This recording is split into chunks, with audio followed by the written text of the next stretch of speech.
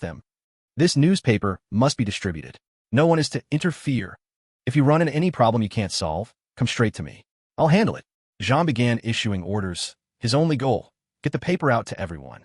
Whoever controlled public opinion in Konoha would control its hearts and minds.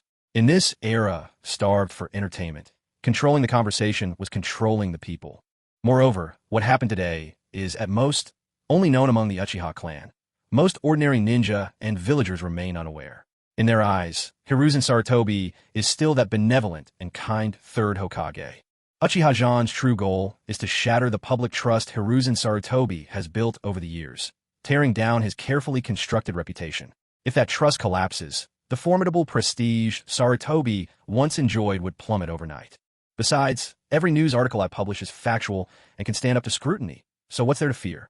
The only potential trouble is if the ANBU catch wind of this tomorrow, but compared to what's at stake, that minor trouble is hardly worth worrying about. So, under Uchiha Jean's arrangements, the members of the Uchiha clan each took up their responsibilities, bristling with anticipation. Uchiha Jean returned to his own room, ready to sleep, only to find Uchiha Makoto waiting for him inside. "You're back, Jean." There was something hesitant in Uchiha Makoto's voice, as if she wished to say more. Uchiha Jean paused in surprise, then bowed respectfully. "Mother." Uchiha Makoto smiled gently. "Come, have a seat." She gestured to the spot across from her. Kneeling down opposite his mother, Uchiha Jean sat upright and looked at her steadily. "Did you quarrel with your father?" When he got home, he didn't say a single word, just went straight to the bedroom and lay down. No matter how I asked, he wouldn't answer, so I want to know what's happened. Makoto's gaze was soft but searching, her eyes fixed on her son's.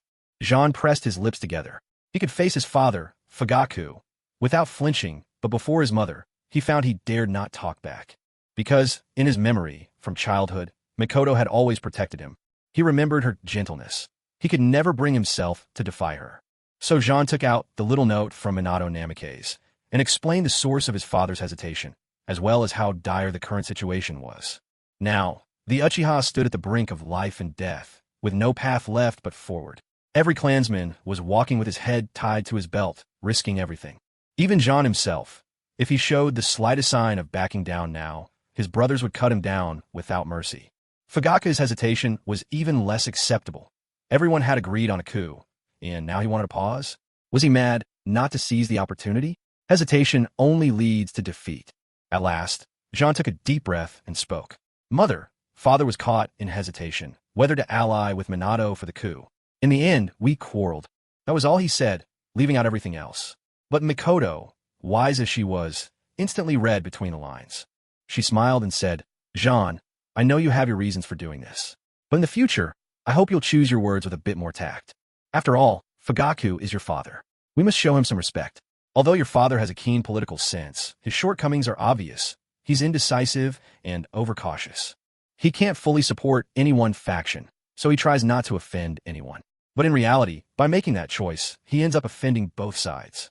I've tried to advise your father, but each time he just shook his head and politely refused, saying he needed to think things over." At this point, Makoto Uchiha let out a gentle sigh and turned to Uchiha Jean. "Your father worries too much."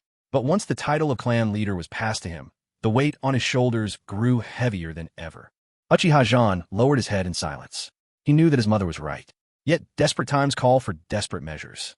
The Uchiha were at the brink of an upheaval unseen in 100 years. If he seized the moment, he could soar to great heights. But if he hesitated, he would fall into a bottomless abyss. He knew better than anyone. Hiruzen Sarutobi still had 5 years left to live.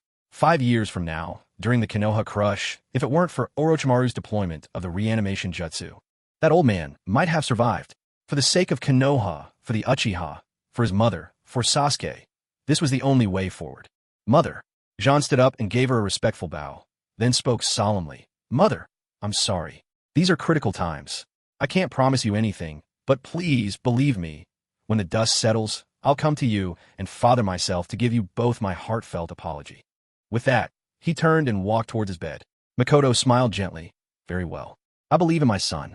You can achieve anything you set your mind to." Jean waved dismissively. "Good night, Mom." He left the door open and set no defenses because the only one inside was the mother he cherished above all else. In his heart, Jean whispered softly, "Love you, Mom. See you tomorrow." The next day, Uchiha Jean woke up early. As soon as he pushed open the door, he found a group of Uchiha clan ninjas outside, clutching a stack of freshly printed newspapers from yesterday.